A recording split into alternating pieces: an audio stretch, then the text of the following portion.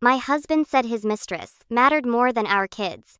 So I calmly told him to show everyone exactly where his priorities truly were. I'd been married to Lance for 12 years and we had 2 kids, aged 10 and 7. Everything was normal until he started working late every Thursday. Said his company had these new weekly strategy meetings that went until midnight. I didn't question it because he'd always been ambitious about getting promoted. He'd come home smelling like cologne instead of his usual coffee smell. But I figured he was trying to impress the bosses. Then our daughter, Mia, mentioned that Daddy had picked up a lady from their school during pickup time last week. She was Mrs. Rivera, the new art teacher who just transferred from another district. Mia said Daddy gave her a ride and they were laughing a lot. When I asked Lance about it, he said her car broke down and he was being helpful. Made me feel crazy for even bringing it up. The Thursday meetings continued for 3 months. Then Lance started having Saturday golf trips with clients, Sunday brunches with investors. Our son Jake asked why Daddy never came to his soccer games anymore. Lance said making money for the family was more important than watching kids run around. That stung, but I let it go. One Thursday, I decided to surprise Lance at his office with dinner since he'd be stuck in meetings. The security guard, said Lance, left at 5 like always. No, meetings on Thursdays. Never had been. I drove around for an hour trying to process this, then went to Mrs. Ia's apartment complex because something in my gut just knew his car was in her guest spot. I sat there for 3 hours until he came out. When he got home, I confronted him. He didn't even deny it. He actually said I should be grateful he found Gloria because she made him happy, which made him a better father. He said, when he's happy, everyone benefits. I asked how long it had been going on. He said 6 months since her welcome party at the school where I had introduced them. The next morning, Lance told the kids he had a special friend who made him smile, and they'd be meeting her soon. Jake asked if she was why Daddy missed his games. Lance said Gloria was very important to him, and they'd understand. When they're older, Mia started crying. Lance told her to stop being selfish. That weekend, he brought Gloria to Jake's soccer game, introduced her to other parents as his colleague, while I was standing right there. She wore this tight dress to a kid's soccer game and kept touching Lance's arm. When Jake scored a goal, he looked at the stands and saw his dad kissing Gloria instead of watching. Jake just stood there on the field, confused. Lance missed it completely. The next week, Lance announced Gloria would be joining us for family dinner every Friday. He said the kids needed to get comfortable with her, since she'd be around permanently. When I said absolutely not, he said I didn't get a vote because Gloria made him feel alive and the kids needed to see what real love looked like. He actually said our marriage was a good example of settling and Gloria was an example of passion. At the first dinner, Gloria sat in my spot. When Mia said that was Mommy's chair, Gloria said, sometimes change is good for everyone. Lance agreed and told Mia to be respectful. Gloria spent dinner talking about her travels and her art while the kids picked at their food. She asked them to call her Glow. Jake said he'd rather not call her anything. Lance sent him to his room without dessert. Gloria started coming over more. She'd redecorate things, saying the house needed more sophistication. She threw out the kids' artwork from the fridge because it was cluttered. She told Mia her drawings were amateur and she could teach her real technique. When Mia said she liked her drawings the way they were, Gloria told Lance I was raising rude children. Lance made Mia apologize. Then came Jake's birthday. I'd planned a party at the trampoline park with his whole class. The morning of, Lance said Gloria thought it was too chaotic and they'd arranged something better. They took the kids to an art museum instead. Jake spent his 10th birthday looking at paintings he didn't understand while Gloria lectured about brushstrokes. His friends went to the trampoline park. Without him, he cried himself to sleep. That's when Lance said it. I confronted him about ruining Jake's birthday, and he said Gloria's cultural enrichment was more important than some loud party. I said the kids' happiness should come first. He looked me straight in the eye and said Gloria was more important than the kids because she made him the man who could provide for them. Without her, he'd be miserable and no good to anyone. He said the kids would thank him one day. I knew then exactly what I had to do. Requested Reds is on Spotify now. Check out link in the description or comments. I spent that night at the kitchen table with an old notebook, writing down everything I could remember. Jake's soccer games where Lance never showed up, starting from the first one he missed back in March. Mia's art show at the school where she kept looking at the door, waiting for her dad, who never came. The time Gloria threw out Jake's drawing from the fridge, and Mia cried for an hour. Every cruel comment Gloria made about my kids' artwork being amateur. Every moment, Lance chose Gloria over them, told them to be respectful to her, sent them to their rooms for defending themselves. My hand shook while I wrote, anger making the pen press so hard into the paper that some words tore through. I filled 12 pages with dates, times, exact words. Lance said the worst one went on its own page in capital letters. Gloria is more important than the kids because she makes me the man who can provide for. Written 3 times so I wouldn't forget how he looked at me when he said, the next morning, I woke up at 5, couldn't sleep anymore. Lance was still asleep, snoring like nothing was wrong, like he hadn't destroyed our family. I waited until I heard the shower running, then went to his home office. The file cabinet wasn't even locked. I pulled out bank statements, credit card bills, investment accounts, his work calendar that showed no Thursday meetings ever scheduled. My phone camera clicked over and over, hands steadier now that I had a plan. I photographed everything, sent it all to a new email address I'd made on my phone at 4 inches the morning.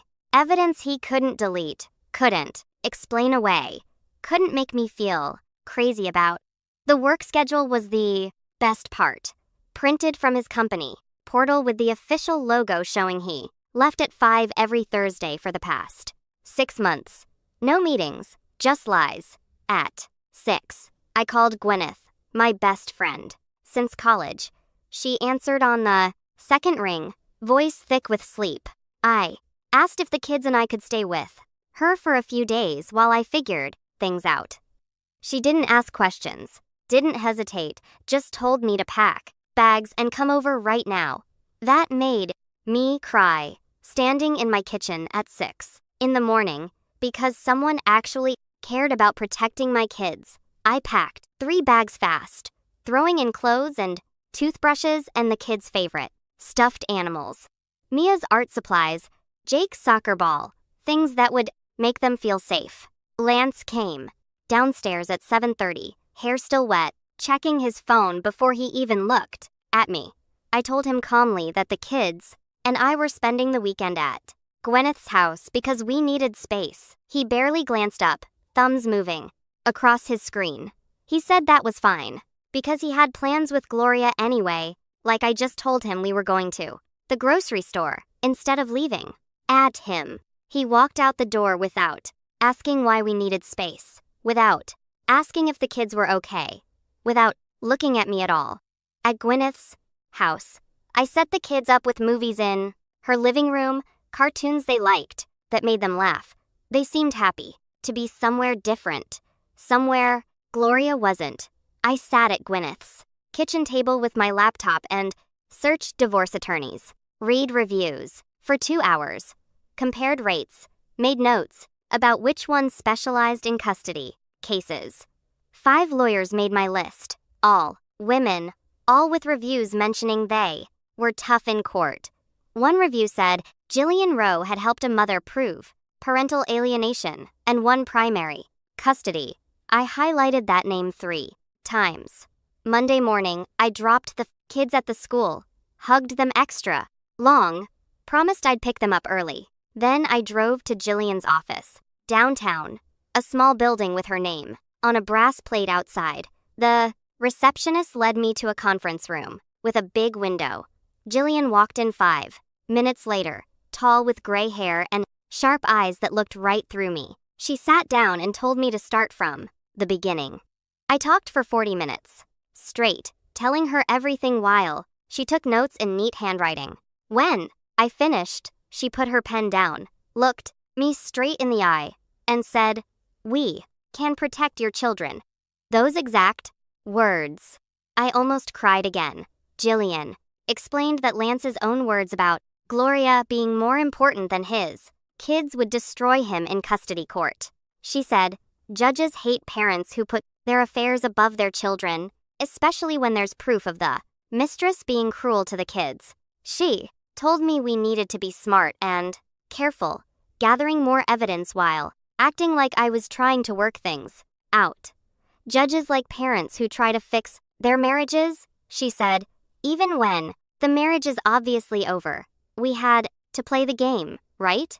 I hired her, right there, wrote a check from my personal savings account that Lance didn't know about, money I'd been saving from my part-time job at the library, just a few hundred a month for years. We made a plan together at that conference table, document everything that happened. From now on, get the kids into therapy so a professional could see the damage, and write reports for court. Wait for Lance to keep choosing Gloria over the kids because he would. Jillian said that last part with complete certainty. Like, she'd seen 100 men just like Lance. She probably had. That afternoon, I picked up the kids from the school at 2 instead of 3. Told them we were getting ice cream. We sat at a table outside the ice cream shop. Them with chocolate cones. Me with nothing because my stomach was too tight. I explained gently that Mommy and Daddy were having big problems, and we might not all live together soon. Mia asked if it was because of Gloria. I said yes. She looked relieved instead of sad, her whole face relaxing like I'd told her good news. That broke my heart worse than anything Lance had done, seeing my 10-year-old daughter relieved that her family was ending. Jake asked if he'd still have to see Gloria if we didn't live with Daddy anymore. His voice was small and scared, ice cream dripping down his hand. I promised him I would do everything in my power to protect both of them from her. He put his cone down and hugged me so tight I could barely breathe, his small arms around my neck, holding on like I might disappear. I hugged him back and realized my kids had been waiting for me to do something. To protect them.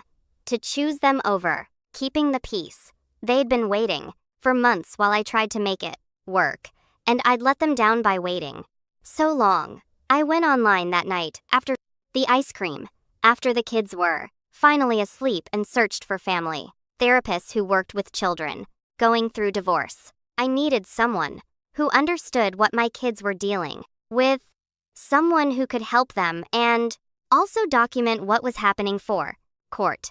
I read through websites for over an hour, looking at credentials and reviews, trying to find the right person. One name kept coming up in positive reviews. Curtis Walker, a therapist who specialized in helping kids process parental affairs and family breakdown. The reviews said he was gentle with children but thorough in his documentation, which was exactly what I needed.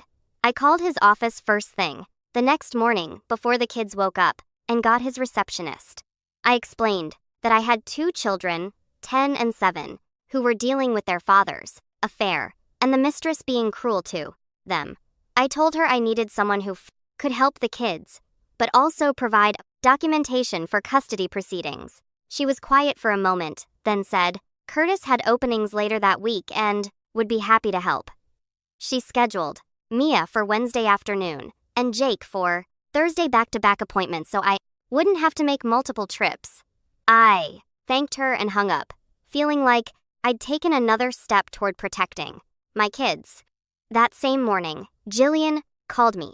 She said staying at my friend's house looked like I was abandoning the marital home, which could hurt my custody case. Judges didn't like it when one parent left the house with the kids because it looked like you were trying to keep them from the other parent, even if that parent didn't care. She told me to move back home immediately and document everything that happened there instead.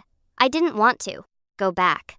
Didn't want to see Lance or have the kids around Gloria again, but I understood the strategy. We packed up our things at Gwyneth's house that afternoon, and I drove us home. Lance's car was in the driveway when we pulled up, which surprised me because it was only 3.0 inches the afternoon on a Tuesday.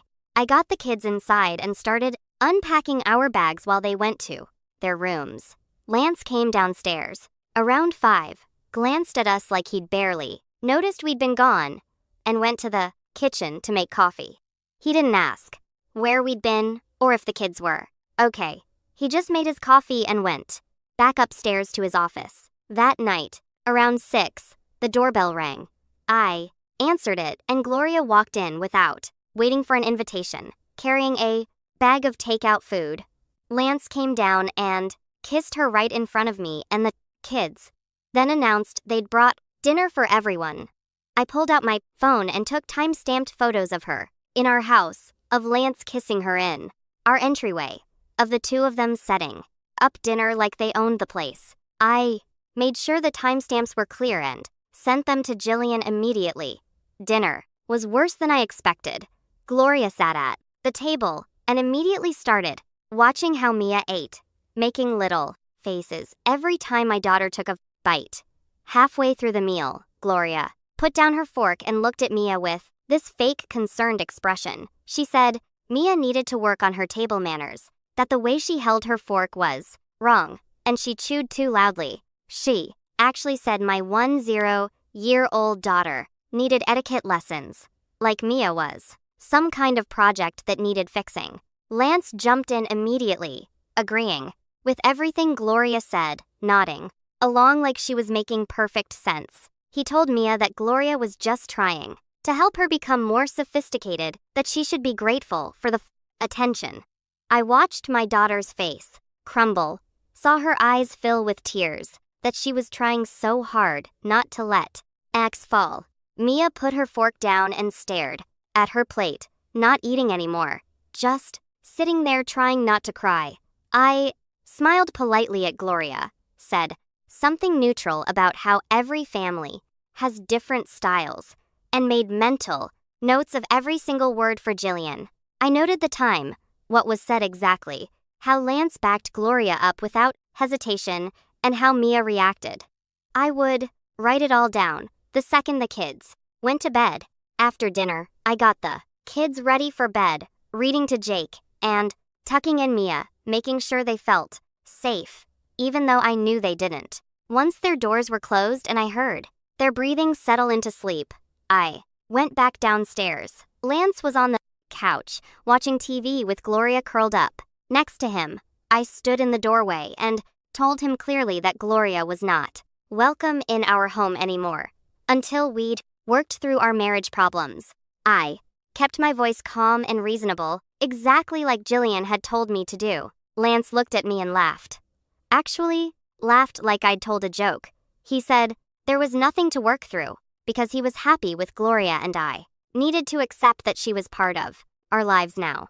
He said it so casually, like he was talking about the weather, like our marriage and our kids meant nothing. Gloria smirked at me from the died couch and Lance put his arm around her. I had my phone in my pocket, recording everything. The microphone pointed toward them. I let him talk, let him say everything about how Gloria made him happy, and I just needed to get over it and accept the new reality. I recorded every word, then excused myself and went upstairs to email the audio file to Jillian before I went to bed. The next day, I drove to Jillian's office with the recording on my phone. I sat in her conference room and played it for her, watching her face as she listened to Lance dismiss our marriage and tell me to accept his mistress. When it finished, Jillian smiled, not a happy smile, but a satisfied one. She said Lance was making our case for us by being so obvious about his priorities, so blatant about choosing Gloria over everything else. She told me to let him Keep going. Keep bringing Gloria around. Keep saying these things because every word and every action was evidence. She said we should let him continue while we quietly built our case, gathering everything we needed to show a judge exactly who Lance had become. I felt relieved and angry at the same time. Relieved that we were building a strong case, but angry that I had to document my husband destroying our family. Jillian told me the therapy appointments with Curtis were perfect timing. That having a professional assess the kids would be powerful evidence of the damage Lance was causing. Wednesday afternoon, I picked Mia up from the school early and drove her to Curtis Walker's office. The building was small and quiet with a waiting room that had kids' books and toys. Curtis came out to meet us, a man in his 40s with kind eyes and a calm voice. He shook Mia's hand and told her they were just going to talk and maybe draw some pictures. Nothing scary or hard. I waited in the lobby while they went into his office, checking my phone and trying not to worry. After 45 minutes, Curtis brought Mia back out. She looked tired, but okay, not upset. Curtis asked if he could speak with me privately for a moment, and I followed him back to his office while Mia waited with the receptionist. He told me the session went well, that Mia had opened up about feeling replaced by Gloria, and how her daddy didn't pay attention to her anymore. He said she talked about how Gloria threw away her artwork and criticized everything she did, and how Lance always took Gloria's side. Curtis said the emotional neglect was clear and concerning, and he would be documenting everything carefully for potential court involvement. He asked me to bring Jake tomorrow and said he'd start building a complete picture of what these kids were going through. Thursday, I brought Jake to the same office. He was more nervous than Mia had been, asking me if he had to talk about Daddy and Gloria. I told him he could talk about whatever he wanted, that Curtis was there to help him feel better.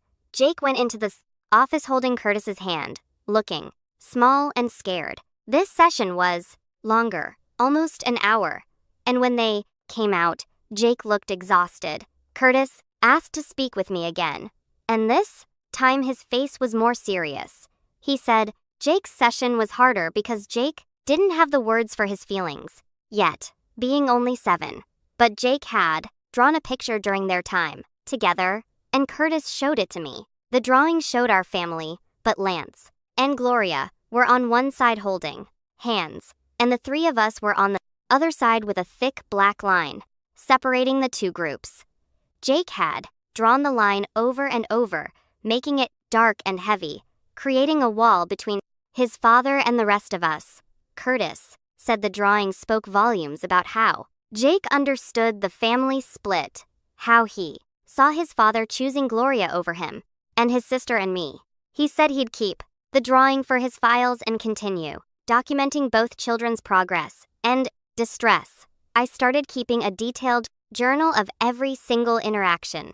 After that, when Lance missed Jake's soccer practice on Saturday because he was taking Gloria to dinner downtown, I wrote it down with the date and time. When Lance told Mia he couldn't attend her school art show because it was the same night as Gloria's gallery opening, and obviously, Gloria's event was more important, I documented his exact words and Mia's reaction.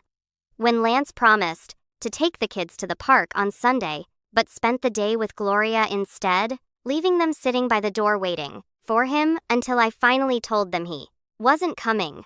I wrote down every detail.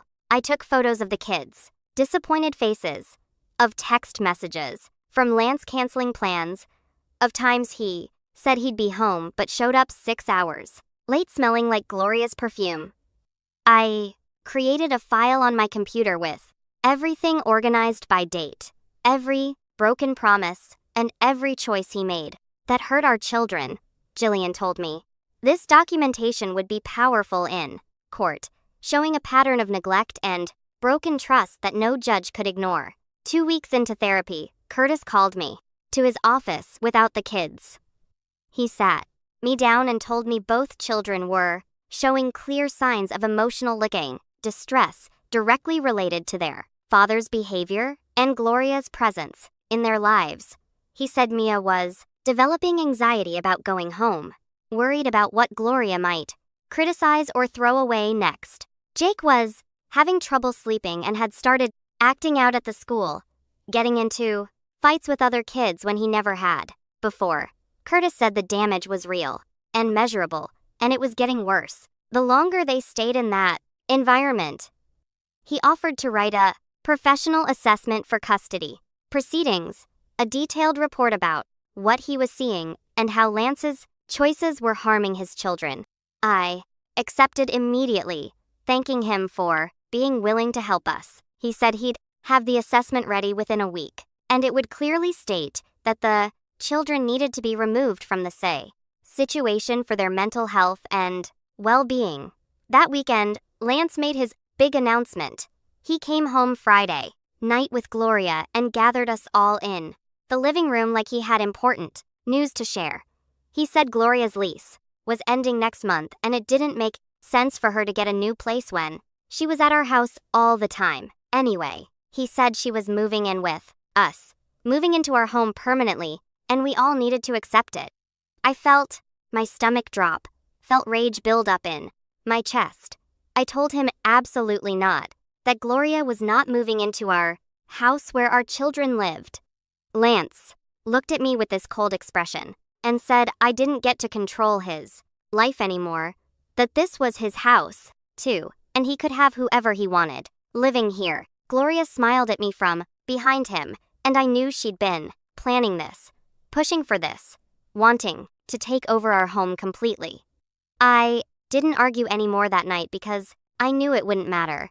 Instead, I went upstairs and called Jillian, telling her what Lance had just announced. She said this was actually good for our case because it showed Lance prioritizing his mistress over his children's emotional well-being in their own home, and we should let him proceed. While we prepared to file for divorce and emergency custody, I grabbed my phone and dialed Jillian's number with shaking hands. She answers on the second ring, and I tell her what Lance just announced about Gloria moving in.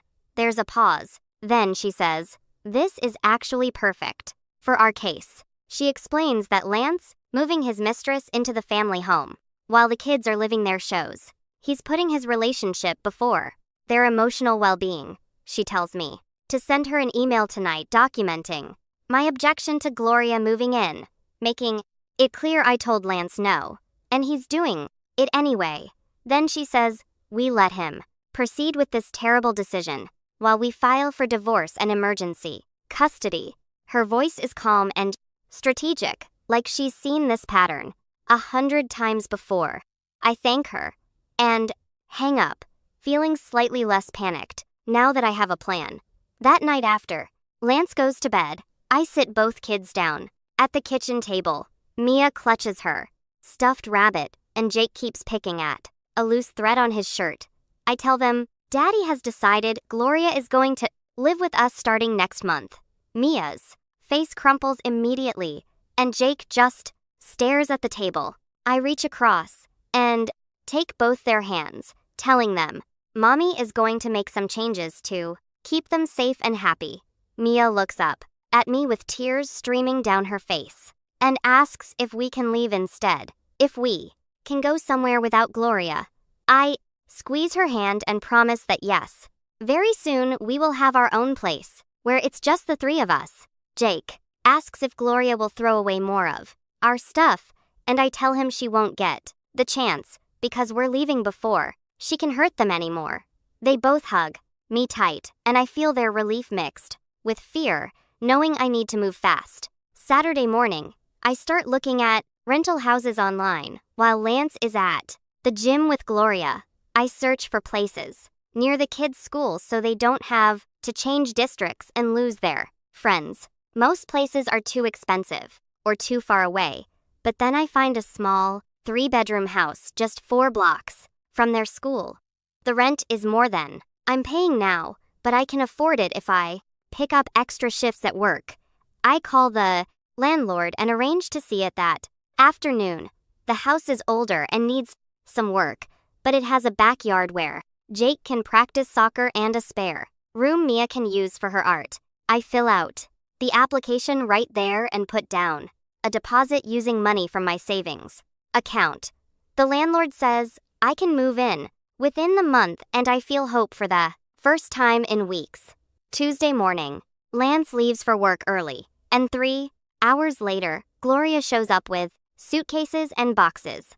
She doesn't knock, just uses the key Lance gave her and walks in like she owns the place. I watch from the kitchen as she takes over the guest room, hanging her clothes in the closet and putting her toiletries in the bathroom. Then she starts rearranging the living room furniture without asking anyone. She moves the couch to a different wall and shifts the coffee table to the center. She takes down the kids' artwork that was displayed on the walls, the drawings and paintings they were so proud of, and tosses them in a trash bag. In their place, she hangs her own pieces, abstract paintings, with harsh colors that feel cold and unwelcoming. When Mia comes home from the school and sees her butterfly painting in the trash, she starts crying. Gloria tells her the house needs to look more mature now that she lives here, that children's artwork is fine for the refrigerator, but not for display. I pull the drawings out of the trash after Gloria goes upstairs and hide them in my closet. Thursday afternoon, Jake comes home from the school with red eyes and tear tracks on his face. I ask what's wrong, and he tells me some kids were teasing him about his dad having a girlfriend. Apparently, their parents had been talking about seeing Lance and Gloria around town together, holding hands at restaurants and kissing in parking lots. The other kids called Jake's family weird and asked if his mom knew his dad had a new wife. Jake says he tried to ignore them, but they wouldn't stop, and he ended up pushing one of the boys during recess. I hug him close while he cries into my shoulder. When Lance gets home, I tell him what happened, and he barely looks up from his phone. He says kids are mean sometimes, and Jake needs to toughen up, that he can't let other people's opinions bother him. Jake starts crying harder and runs to his room. Lance shrugs and goes to find Gloria. I sit at my laptop that night and type out every detail of what happened to Jake. I write down the names of the kids who teased him, what they said, how Lance dismissed his pain. I describe Jake's tears and his fear of going back to the school. I email it all to Jillian with the subject line, reputational harm to children. She responds within an hour saying, this is exactly what we need. Proof that Lance's public affair is damaging the kids' social lives and emotional health. She says she's ready to file divorce papers. Whenever I give the word, I tell her I need 1 more week to get the rental house ready to move some things over gradually so Lance doesn't notice. She agrees and says to keep documenting everything until then. Saturday afternoon, Gloria announces she wants to give Mia an art lesson. She sets up supplies in the dining room and calls for Mia to come downstairs. Mia stays in her room with the door locked. Gloria knocks and says she's trying to help, that Mia has potential, but needs proper instruction. Mia yells through the door that she doesn't want Gloria to teach her anything. Gloria's face turns red, and she storms off to find Lance. 20 minutes later, Lance comes upstairs and tells Mia she's being disrespectful to someone who's trying to help her improve. Mia says she likes her art the way it is and doesn't want to change. Lance says she's grounded from her art supplies for a week, that she needs to learn gratitude and respect. Mia screams that she hates Gloria and slams her door. I stand in the hallway with my phone in my pocket, recording the whole conversation. After Lance leaves, I photograph Mia crying on her bed and the empty space where her art supplies used to be. Monday morning, I have an appointment with Curtis for both kids' therapy session. After he meets with them separately, he calls me into his office alone. His expression is serious, as he tells me both children are showing major anxiety and depression related to the home situation. He says Mia is developing fear about going home because she worries what Gloria might criticize or throw away next. Jake is having trouble sleeping and started acting out at the school when he never had behavioral problems before. Curtis says, the damage is real and getting worse the longer they stay in that environment. He offers to write a professional assessment for custody proceedings, a detailed report about what he's seeing and how Lance's choices are harming his children. I accept immediately, and he says he'll have it ready within a week. He also says he's willing to testify in court if needed about the psychological harm they're experiencing. I start picking up every extra shift I can get at work, covering for other people and staying late whenever possible. At night, after Lance falls asleep, Gwyneth comes over and helps me pack boxes. We work quietly, filling boxes with clothes and toys and kitchen items. Lance won't notice missing. I take them to the Pactator rental house in small loads, setting up the kids' rooms first, so they'll have familiar things waiting for them. Gwyneth keeps telling me how proud she is that I'm protecting my kids, that I'm doing the right thing, even though it's scary. She helps me move my clothes and books, picture frames and dishes, all the personal items that make a house feel like home. Lance never notices the gradual emptying of our shared space because he's too busy with Gloria. Friday night, Gloria hosts a dinner party at our house for her art teacher friends. She sends out invitations and plans the menu without asking me. 6 people show up carrying wine bottles and acting like this is Gloria's home. She introduces Lance as her partner while I'm standing right there in my own kitchen. The guests look uncomfortable, glancing between Gloria and me with confused expressions. One woman asks how long Lance and I have been separated, and Gloria laughs, saying they're working on that part. I smile politely and serve appetizers, making mental notes about how Gloria is already acting like a wife in front of witnesses.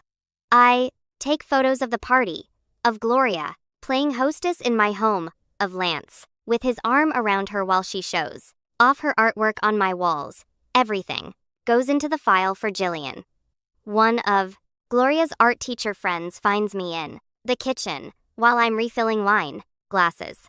She touches my arm gently and leans in close. She tells me she's really sorry about what I'm going through. She says Gloria has always been selfish, even back in college when they roomed together.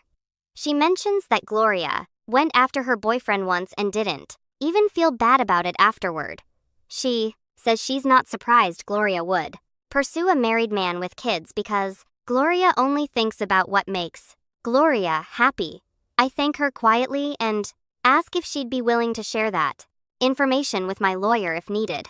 She nods and writes her phone number on a napkin, telling me to call anytime. She says someone needs to stand up for those kids because they deserve better. I fold the napkin carefully and put it in my pocket, adding it to my mental list of evidence for Jillian.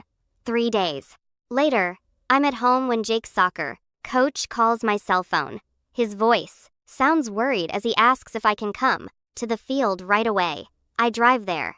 In 10 minutes, my stomach tight with fear about what happened. When I arrive, Jake is sitting on the bench with tears running down his face while the other kids practice drills.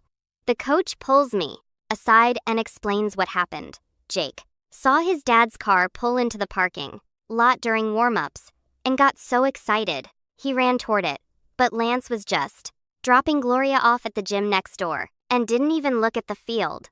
Jake stood there watching his dad drive away without acknowledging him. Then Jake broke down crying right there on the field and couldn't stop. The coach had to pull him out of practice because he was too upset to play. I sit next to Jake on the bench and put my arm around him.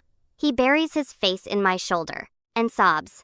I explain to the coach quietly that we're going through a difficult divorce and his father has been prioritizing other things over the kids. The coach nods with understanding and concern in his eyes. The coach walks with us to my car after Jake calms down enough to leave. He mentions that he's noticed big changes in Jake over the past few months. He says Jake used to be one of the most excited kids on the Problem Plan team, always first to practice, and giving maximum effort. Now Jake barely participates and seems sad most of the time. He says Jake's performance has dropped significantly, and his enthusiasm for soccer has basically disappeared. The coach asks carefully if there's anything he can do to help. I tell him, honestly, that I'm building a custody case, and any documentation of how Lance's behavior has affected Jake would be helpful. The coach says he'll write a detailed statement about the changes he's observed in Jake's behavior and attitude.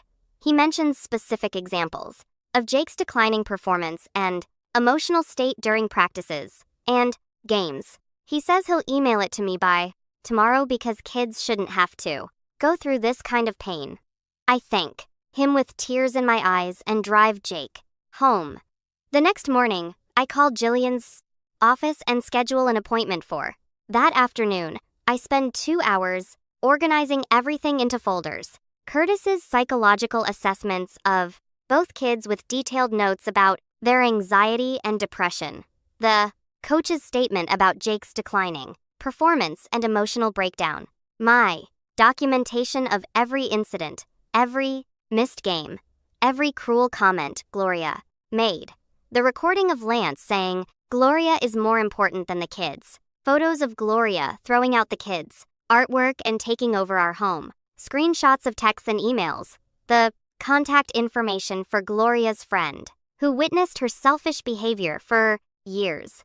I put everything in a large envelope and drive to Jillian's office. She greets me in the conference room and I spread everything across the table. She picks up each piece of evidence, carefully, reading through Curtis's assessments first. Her expression gets more serious as she reviews the coach's statement and listens to the recording. She looks at the photos of the kids, artwork in the trash and Gloria's dinner party at our house. She reads through my detailed timeline of events with dates and times. When she finishes reviewing everything, she sits back in her chair. Jillian tells me we have a really strong case for primary custody with limited visitation for Lance.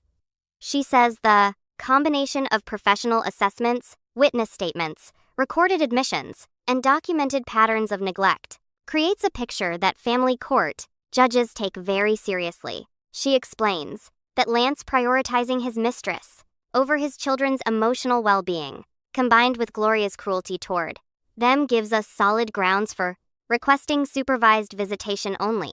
She says we can also request a restraining order keeping Gloria away from the children during any visitation time Lance does get.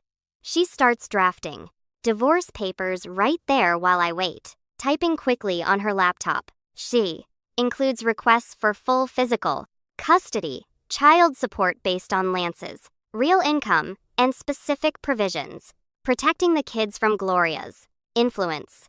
She prints everything out and shows me each section, explaining what it means and why it matters. She says she'll file the papers this week and have Lance served.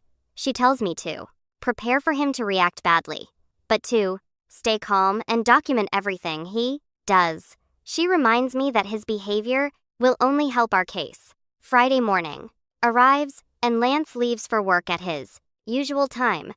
I wait until his car disappears down the street before I start moving. I take the kids to the school like normal, hugging them both extra tight before they go inside. Then, I drive back home and load the last boxes into my car. Gwyneth meets me at the house with her truck and we work, quickly carrying out the remaining furniture and belongings. We take the kids' beds, their dressers, the kitchen table Lance never noticed was mine. Before we got married, we pack up all the personal items, family photos, anything that makes this house feel like ours. The rental house already has most of our stuff from the gradual moves over the past weeks. This is just the final load, the last pieces of our life here. I leave the divorce papers on the kitchen counter where Lance will see them immediately when he comes home. I write a short note on top that says, "We're done, and he can contact me only through Jillian." I take my phone to the carrier store and get a new number, giving the new contact information only to Jillian, the school, and a few trusted friends. I block Lance's number on my old phone before I cancel the service. Then I drive to the rental house and start unpacking. Jillian calls me less than an hour after Lance would have gotten home. She sounds calm, but I can hear the satisfaction in her voice. She says Lance called her office furious and yelling, demanding to know where his kids are. He apparently threatened to call the police and report me for kidnapping. Jillian told him calmly that his children are safe with their mother, who actually prioritizes their well-being over her romantic relationship. She informed him that he'll be served with official divorce papers and he can respond through his own attorney. She said he needs to communicate only through legal channels from now on. She tells me he hung up on her after shouting that I'll regret this. She says his reaction is perfect for our case because it shows his focus is on control and anger, not concern for his children. She reminds me not to respond to any attempts he makes to contact me directly. She says everything goes through her office now. I leave early to pick up the kids from the school, wanting to be there the moment they come out. When they see me waiting by the car, they run over with their men, backpacks bouncing. I drive them to our new house, taking the long way so they can see it still in their same neighborhood near their school and friends. When we pull into the driveway, I tell them this is our new home. I unlock the front door and let them explore. Mia finds her room first and actually cries when she sees it. Happy tears this time. Her bed is set up exactly how she likes it with her favorite blankets and stuffed animals. Her art supplies are organized on shelves along one wall. Her drawings are hanging on a bulletin board, the ones Gloria threw away that I'd saved from the trash. She hugs me so tight I can barely breathe. Jake discovers his room next and immediately notices his soccer trophies on display and his posters on the walls. He asks if we can put his drawings back on the fridge now. I tell him absolutely, and we walk to the kitchen together. He tapes up 3 drawings he made at the school this week, standing back to admire them with a huge smile. That weekend, we stay in our pajamas until noon and watch movies on the couch. I make pancakes for breakfast and we eat them while sitting on the floor because I haven't bought a coffee table yet. We play board games that have been packed away for months because Gloria said they were childish and cluttered the house. We order pizza for dinner and eat it straight from the box. There's no Gloria criticizing anything, no Lance ignoring them while texting his mistress, no tension or walking on eggshells or wondering what will get thrown away next. Just the 3 of us being comfortable and safe in our own space. The kids are noticeably calmer, their shoulders relaxed instead of hunched up near their ears. Mia laughs at something in the movie we're watching. Jake makes jokes during the board game and doesn't look sad when he talks about soccer. On Sunday afternoon, Jake actually laughs at something funny I said, a real, genuine laugh that comes from his belly. I realize I haven't heard him laugh like that in months, maybe since before Gloria entered our lives. Monday morning, Jillian calls to tell me Lance's attorney contacted her office. He demanded immediate visitation with his children. Jillian responded by sending our complete evidence package, along with Curtis's professional recommendation that any visitation be supervised, and Gloria must be completely absent until the children stabilize emotionally. She included the psychological assessments, the coach's statement, the recording, the photos, everything that shows the damage Lance's choices caused. Lance's attorney went quiet after receiving the package. Jillian says he hasn't responded in 3 days now, which means he's reviewing the evidence and realizing how bad Lance's case looks. She expects him to come back with a much more reasonable proposal once he understands what we have. She says most attorneys recognize when their client has destroyed their own case and try to negotiate the best deal possible rather than go to trial. She tells me to be patient and let the evidence do its work. She sounds confident that we'll get the custody arrangement we want because Lance gave us everything we needed to protect our kids. Tuesday morning, I wake up to my phone buzzing with a text from a number I don't recognize at first. It's my old number, the one Lance still has.